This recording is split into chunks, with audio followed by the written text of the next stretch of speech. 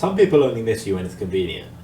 Recently, I made the choice to distance myself a bit from someone who used to be a very good friend of mine, but lately it just has been seeming like they're very obviously not as invested as they used to be. Like, I realized that I was the one to message first in most occasions, and sometimes they wouldn't even engage the way they used to. Well, most times they wouldn't engage the way they used to.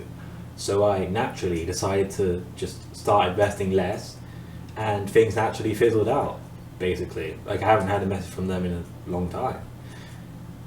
But then, just recently, I got a message from them asking me to go somewhere with them, and it just made me laugh because, on one hand, when I initially got it, I was like, that's kind of cool. But on the second, like a moment later, I realized, oh, this. When I realized what I was being asked, I realized very quickly what this was.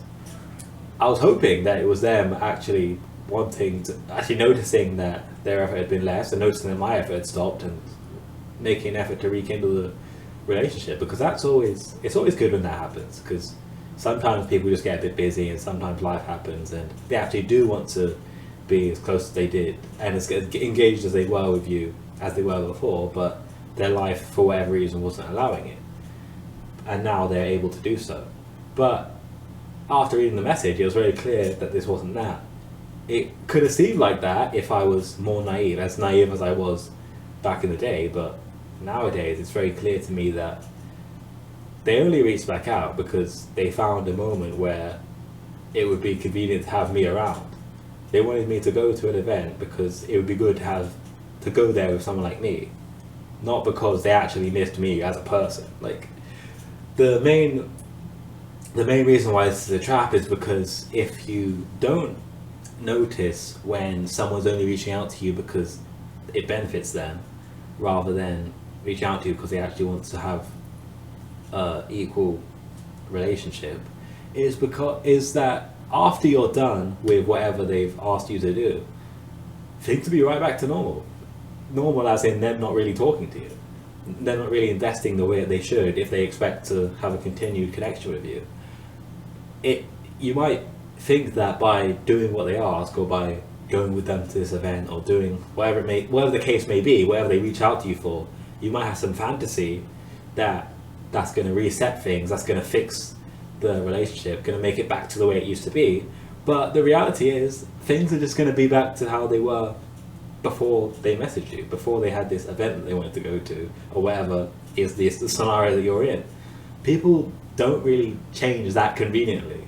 Yes, people change.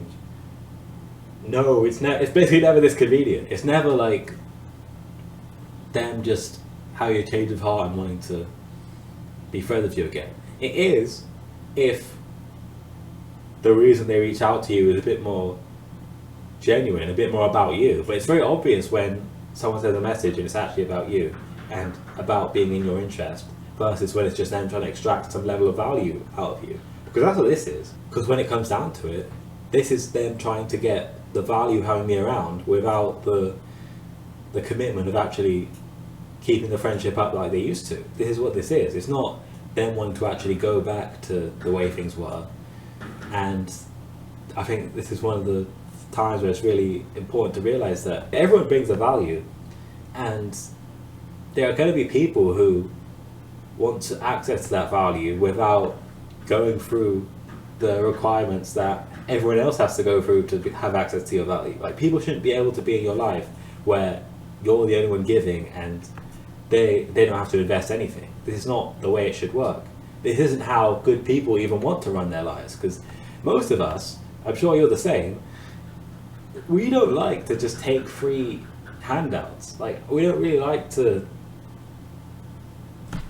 Maybe I'm giving people too much credit, but I think most of us, if we're being given a lot of value from somebody, we want to reciprocate. We feel bad being the only beneficiary of that situation. That's always been my experience. That's always been the experience of the people that I choose to associate with. It's very rare that I meet people who, well, not that rare, not as rare as it could be, but I think it's the exception where there are people who are completely fine. Like, they can sleep well at night all perfectly if they're the only ones benefiting from a particular relationship. I think that's unusual. And so, yeah, just beware of situations like this, because people will dress it up as them wanting to see you again, but in reality, if you actually look deeper, if you actually look at what they're asking you, it can be very clear when it's actually just about them having a convenient moment versus them actually being interested in rekindling a friendship or relationship or whatever the case may be.